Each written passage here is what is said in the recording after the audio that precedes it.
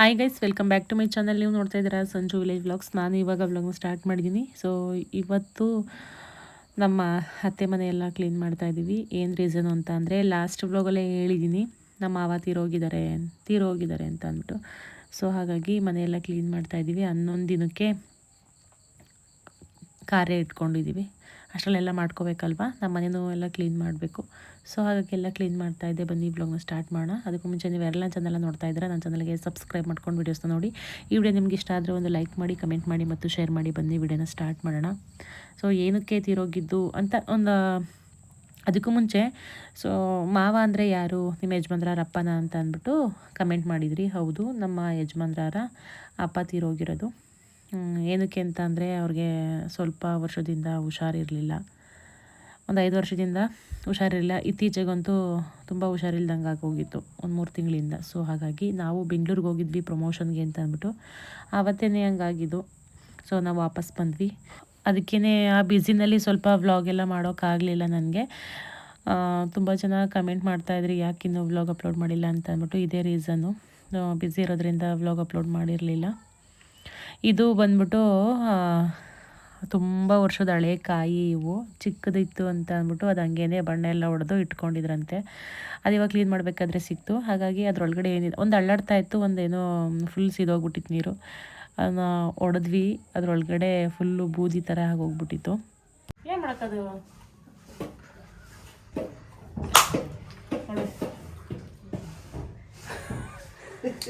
ಚೆನ್ನಾಗಿ ಅಳ್ಳಾಡ್ಬಿಟ್ಟು ಇದೆ.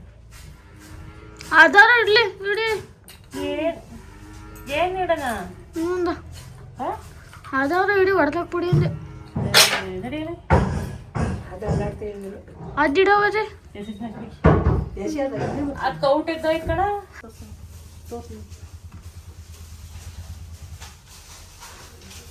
ಅಪ್ಪನ ಫೋಟೋ ಸಾ ಆಗ್ಲಿಡ ಅಪ್ಪ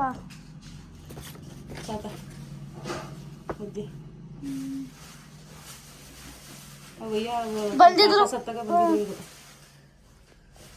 ಯಾರು ಗೊತ್ತಿಲ್ಲ.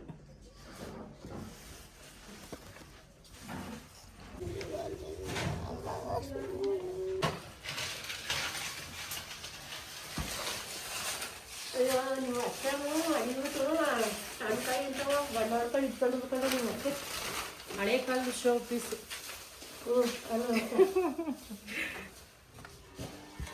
ಹಳೆ ಕಾಲದಾಗ ಶೋ ಪೀಸಾ? ಈ ಥರದ್ದೆಲ್ಲ ಶೋ ಇಡೋದು ಇದ್ರ ಮೇಲೆ.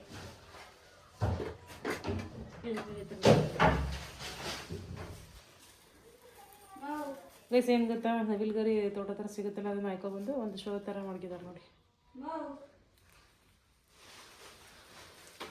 ಇದೇನು ಗೊತ್ತಾ, ಇದು ಎಕ್ಸ್ಟ್ರಾ ಬರೋದು ಅನಿಸುತ್ತೆ. ಇದ್ರೊಳಗಡೆ ಹಿಂಗೆ ಜೋಡಿಸಿರೋದು. ಇವಾಗೆಲ್ಲ ಇದೆ, ಯಾವುದು ಇಡಲ್ಲ. ಇದು ಬೇಕಾ? ಹ್ಞೂ ಬೇಕು.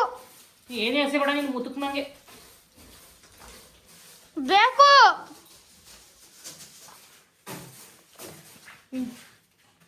ನೀನು ಎಡ್ತಿ ಬರೋವರೆಗೂ ಇಟ್ಕೆ ಇದೆ.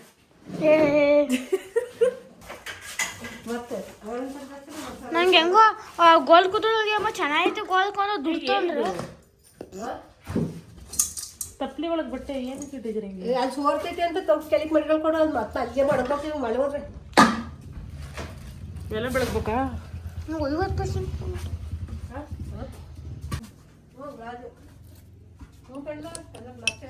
ಜ್ಯೂಸ್ ಕುಡಿಯೋ ಕಳ್ಳ, ಜ್ಯೂಸ್ ಕುಡಿಯೋ.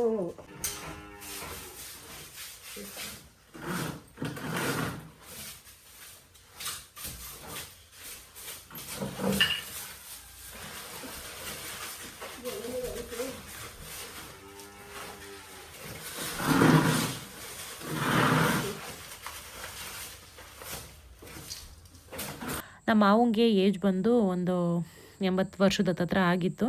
ಸೊ ಒಂದು 5 ವರ್ಷ ಆಯಿತು ಅವ್ರಿಗೆ ಹುಷಾರಿಲ್ದಂಗೆ ಆಗಿ. ಮುಂಚೆ ಎಲ್ಲ ತುಂಬ ಚೆನ್ನಾಗೇ ಇದ್ದರು.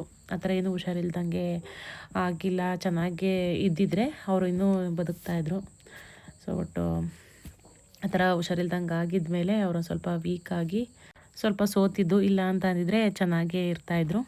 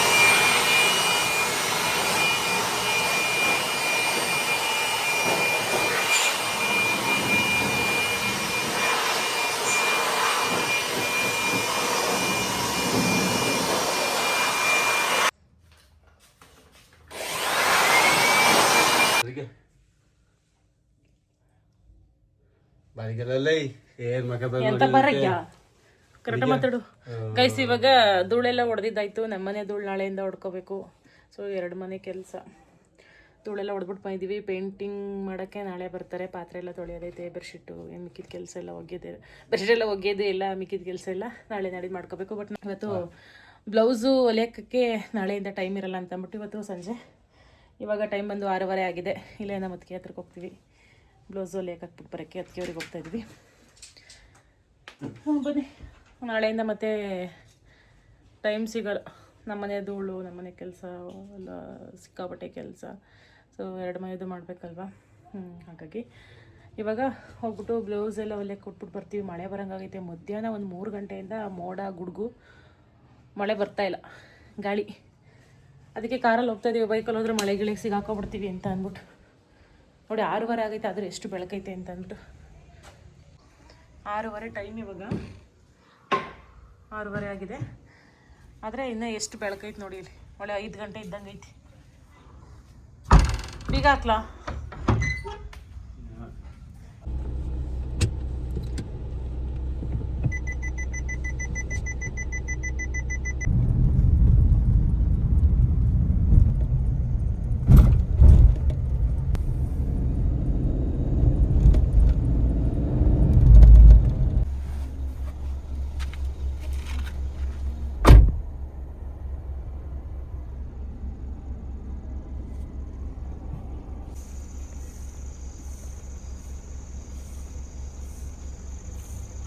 ನಾಯಿ ಏನೋ ಮಾಡ್ತಿದ್ ನೋಡಿ. ಅಕ್ಕ ನಮಸ್ಕಾರ.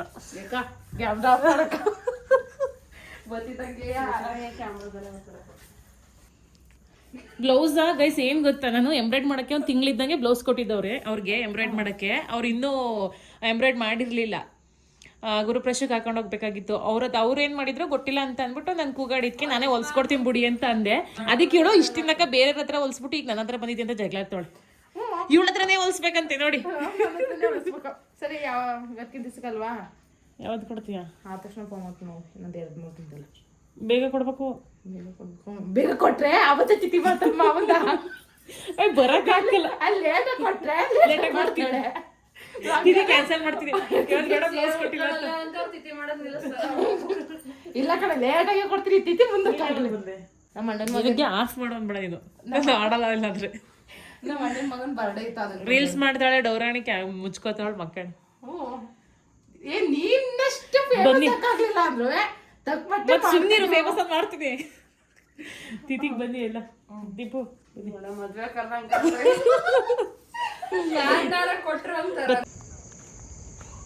ಬಂದ್ವಿ. ಈ ಕಡೆ ಮಿಂಚ್ತೈತೆ. ಮಿಂಚು ನೋಡಿ ಹೆದರಿಕೆ ಐತೈತೆ ನನಗೆ.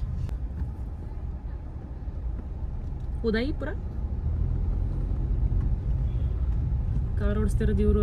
ನನಗೆ ಭಯ. ರೋಡ್ ನೋಡಬೇಕು ಅನ್ಸುತ್ತೆ. ಭಯ.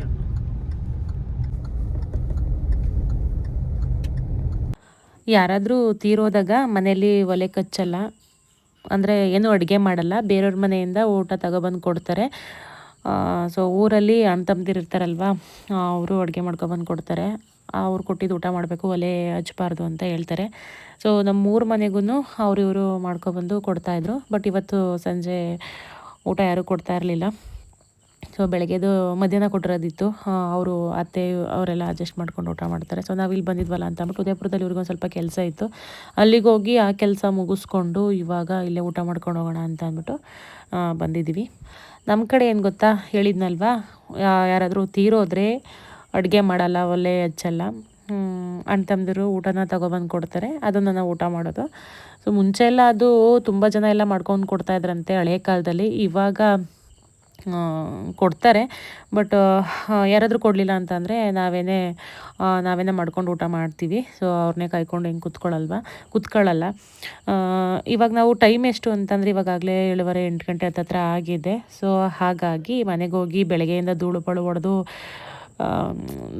ಟೈರ್ಡ್ ಆದಂಗೆ ಆಗಿತ್ತು. ಸೊ ಮನೆಗೆ ಹೋಗಿ ಇನ್ನೇನು ಅಡುಗೆ ಮಾಡೋಣ ಅಂತ ಅಂದ್ಬಿಟ್ಟು ಇಲ್ಲೇ ಊಟ ಮಾಡೋಣ ಅಂತ ಅಂದ್ಬಿಟ್ಟು ಬಂದಿದ್ದೀವಿ. ತೀರೋದಾಗ ಒಲೆ ಹಚ್ಚಬಾರ್ದು, ಬೇರೆಯವ್ರು ಮಾಡ್ಕೊಬಂದು ಕೊಟ್ಟಿದ್ದನ್ನ ಊಟ ಮಾಡಬೇಕು, ಮನೇಲಿ ಒಲೆ ಹಚ್ಚಬಾರ್ದು ಅಂತ ನಾನು ಹೇಳ್ದೆ ಅಲ್ವಾ. ನಮ್ಮ ಕಡೆ ಆ ಪದ್ಧತಿ ಇದೆಯಲ್ವ, ನಿಮ್ಮ ಕಡೆನೂ ಅದೇ ಪದ್ಧತಿ ಇದೆಯಾ ಅಂತ ಅಂದ್ಬಿಟ್ಟು ನನಗೆ ಕಮೆಂಟ್ ಮಾಡಿ. ನನಗೂ ತಿಳ್ಕೊಂಡಂಗೆ ಆಗುತ್ತೆ ಯಾವ್ಯಾವ ಊರಲ್ಲಿ ಯಾವ್ಯಾವ ಥರ ಅಂತ ಅಂದ್ಬಿಟ್ಟು. ತಿನ್ನೋಕ್ಕಾಗಲ್ಲ ನಾನ್ ವೆಜ್ ನಾನು ತಿನ್ನಲ್ಲ ಅಂತ ಹೇಳಿ ವೇಸ್ಟ್. ನೀವೆಲ್ಲ ನಾನ್ ವೆಜ್ ತಿನ್ನಲ್ಲ, ವೇಸ್ಟ್. ಗೌಡ್ರಾಗಿ ನಾನ್ ವೆಜ್ ತಿನ್ನಲ್ಲ ನೀನು, ವೇಸ್ಟ್. ಗೌಡ್ರು ಸಿಂಹ ಅಂತ ಬೇರೆ ಕೊಚ್ಕತಿ, ವೇಸ್ಟ್.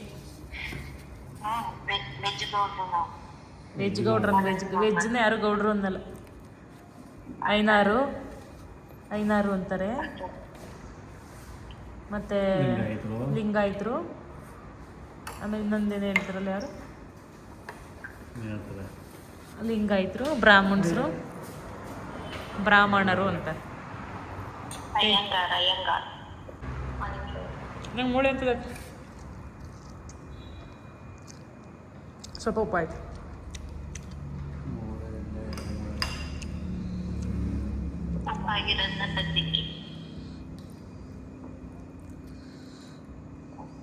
ತಡಿ ಟೇಸ್ಟ್ ಹೆಂಗೈತೆ ನೋಡೋಣ, ಚಾಪ್ಸು. Very nice. ನೀನು ಬಾರಿ ತಿಂದ್ಬಿಟ್ಟಿದ್ಯಾ, ನಾನು ಮಾಡೋ ಸೈಡಿಗೆ ಹಾಕ್ಬೇಕು. ಏನು ಹೇಳು, ಏನು ಹೇಳು,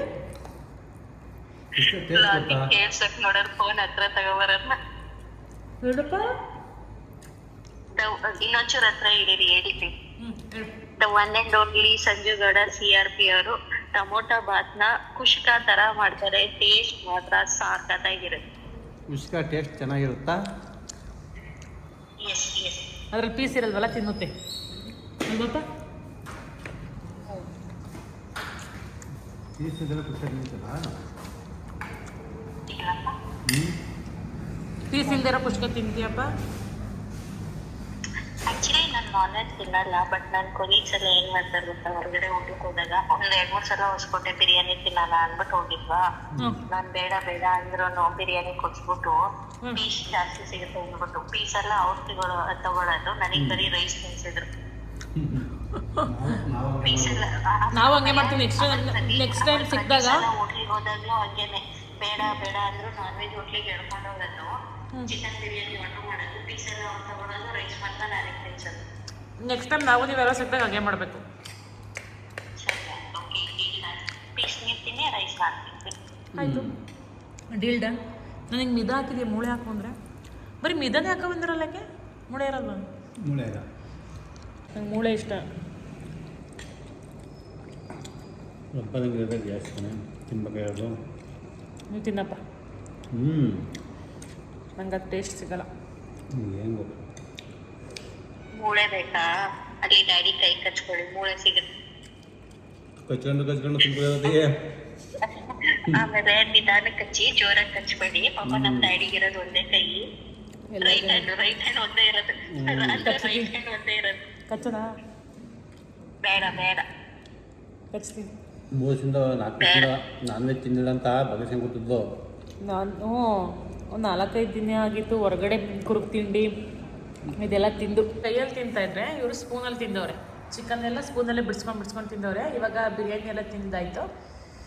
ಪರೋಟ ಹೇಳಿದ್ವಿ, ಪರೋಟನೂ ಇವರು ಸ್ಪೂನಲ್ಲೇ ತಿನ್ನಬೇಕು. ಏನು ಕೈ ಏನೂ ಆಗಂಗೆ ಇಲ್ಲ. ಮನೇಲೂ ಅಷ್ಟೇ, ತಿಂಡಿನ ಕೈಯಲ್ಲಿ ಸ್ಪೂನಲ್ಲೇ ತಿನ್ನೋದು. ನಾವು ಎಂಥ 5 ಸ್ಟಾರ್ ಹೋಟ್ಲಿಗೆ ಕರ್ಕೊಂಡೋದ್ರು ನಮ್ಮ ಕೈಯೇ ತಿನ್ನೋದು, ನಾವು ಕೈಯಲ್ಲೇ. ಇವರು ಸ್ಪೂನು.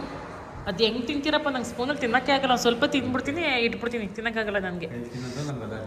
ಈಗ ನೀನು ಅಲರ್ಜಿ ಅಂತ ಇದೆಯಲ್ಲ, ನೀನು ಇವಾಗ ಆ ಸ್ಪೂನಲ್ಲೇ ತಿನ್ನಬೇಕು ಪರೋಟನ.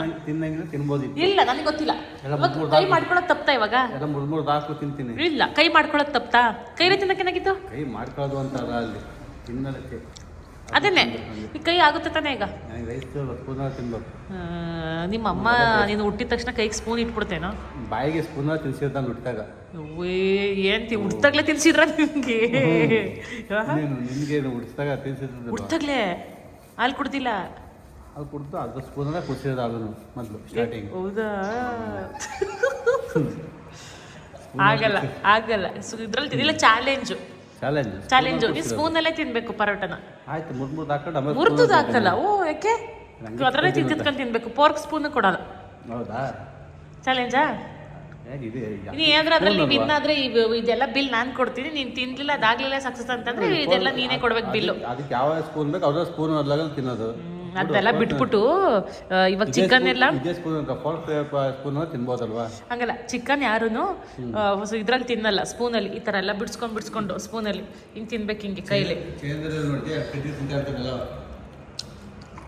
ಚಿಕನ್ ತಿನ್ನಲ್ಲ ಅವರು, ಎಲ್ಲ ತಿಂತಾ ಇರ್ತಾರೆ ಕಡ್ಡಿಲಿ. ಕಡ್ಡಿಲಿ ಆಗೋಲ್ಲ, ತಿನ್ನೋಂಥದ್ದು ಮಾತ್ರ. ನೋಡಿ ಮಗ ಹೆಂಗಾಕಗಳು.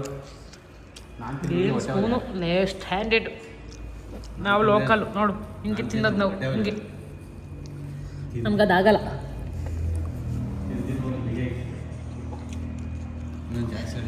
ನನ್ನ ಮಗಂಗೊಂದು ಪಾರ್ಸೆಲ್ ತೊಗೊಂಡು ಇವಾಗ ಊಟ ಎಲ್ಲ ಮುಗಿಸ್ಕೊಂಡು ಹೋಗ್ತಾ ಇದ್ದೀವಿ.